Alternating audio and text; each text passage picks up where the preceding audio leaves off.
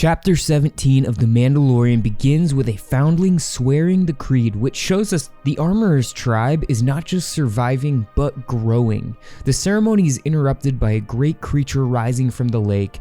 Din and Grogu make their epic entrance and swiftly take out the beast. This leads to Din's conversation with the Armorer that sets the direction for Din's story in Season 3.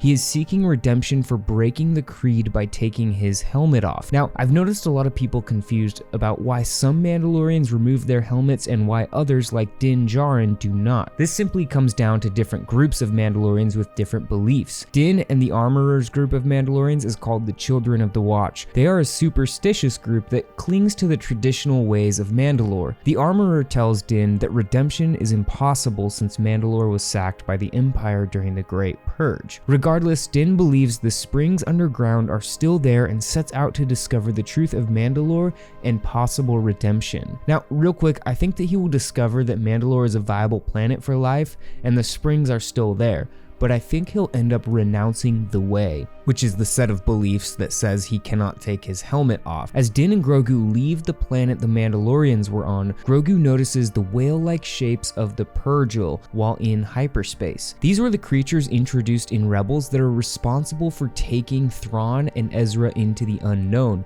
and they're able to travel in hyperspace lanes. To me, this foreshadows the return of these important characters, Thrawn and Ezra, if not in this season of The Mandalorian, in the Ahsoka show for sure. Once the duo lands on Nevarro, we see the effects of the 2-year time gap since Grogu left with Luke at the end of Season 2. That's right, if you didn't know already, Jon Favreau confirmed the timeline of The Mandalorian in an interview. I'll probably make a separate video going more in depth because I think this is a really interesting piece of news that changes how I see a lot of the events in The Mandalorian and even the Book of Boba Fett. Back to the point though, on Nevarro we see that over the course of this 2 years, High Magistrate Karga has turned the planet into a highly successful trade anchor of the Hydian lane, which is the only hyperspace lane to span the distance of the entire galaxy. Greef also explains that he wishes for Nevarro to be independent from the New Republic. Din explains his current quest and his desire to have a droid he trusts to help him accomplish this quest,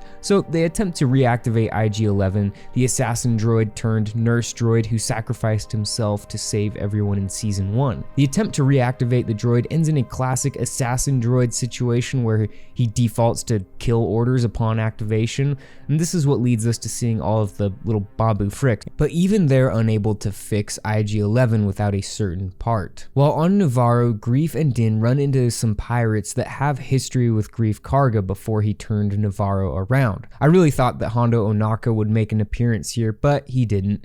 These pirates end up chasing Din and Grogu in space, giving us a really cool chase scene that felt like Jango Fett and Obi-Wan's chase scene in Attack of the Clones. I really liked that part. This chase ended in the reveal of a large freighter where the pirate captain was calling the shots. I think his name was Davy Jones or something. After escaping the pirates, Din and Grogu land on a planet in the Mandalore system called Kalevala. This is where Bo-Katan's Mandalorian castle is. Din learns that Bo-Katan's plans to retake Mandalore disintegrated once she returned to her people without the Darksaber. You can hear the resentment in her voice.